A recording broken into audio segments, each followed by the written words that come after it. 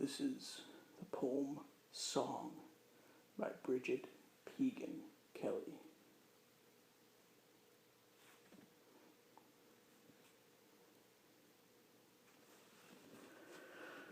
Listen, there was a goat's head hanging by ropes in a tree. All night it hung there and sang, and those who heard it felt a hurt in their hearts and thought they were hearing the song of a night bird. They sat up in their beds, and then they lay back down again in the night wind. The goat's head swayed back and forth, and from far off it shone faintly, the way the moonlight shone on the train track miles away, beside which the goat's headless body lay. Some boys had hacked it off. It was harder work than they had imagined. The goat cried like a man and struggled hard, but they finished the job. They hung the bleeding head by the school and then ran off into the darkness that seems to hide everything. The head hung in the tree. The body lay by the tracks. The head called to the body to the head. They missed each other. The missing grew large between them until it pulled the heart right out of the body, until the drawn heart flew toward the head, flew as a bird flies, back to its cage and the familiar perch from which it trills.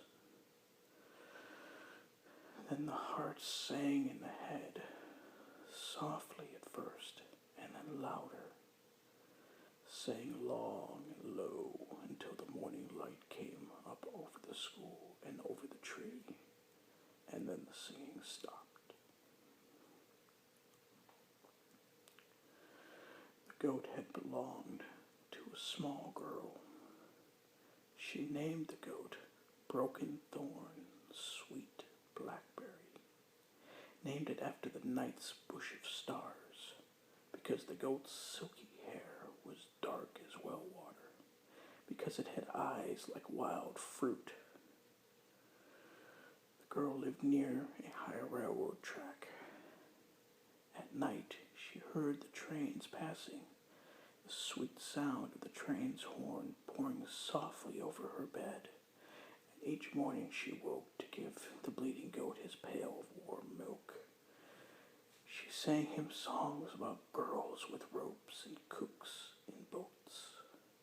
She brushed him with a stiff brush. She dreamed daily that he grew bigger, and he did. She thought her dreaming made it so. But one night the girl didn't hear the train's horn, and the next morning she woke to an empty yard. The goat was gone. Everything looked strange. It was as if a storm had passed through while she slept. Wind and stones, rain stripping the branches of fruit. She knew that someone had stolen the goat and that he had come to harm. She called to him. All morning and into the afternoon she called and called. She walked and walked. In her chest a bad feeling, like the feeling of stones gouging the soft undersides of her bare feet. Then somebody found the goat's body by the high tracks, the flies already filling the soft bottles at the goat's torn neck.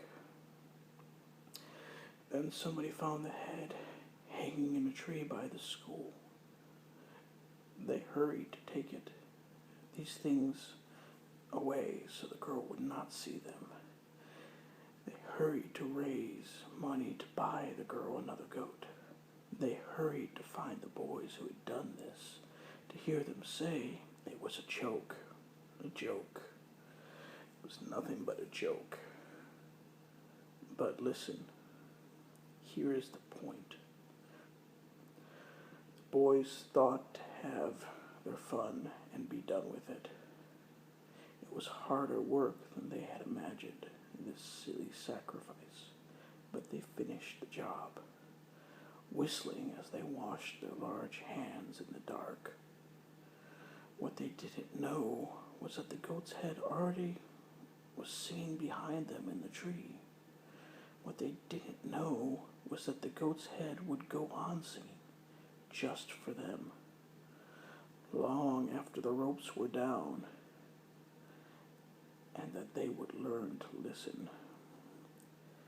Pail after pail, stroke after patient stroke. They would wake in the night thinking they heard the wind in the trees, or a night bird, but their hearts beating harder. There would be a whistle, a hum, a high murmur, and, at last, a song.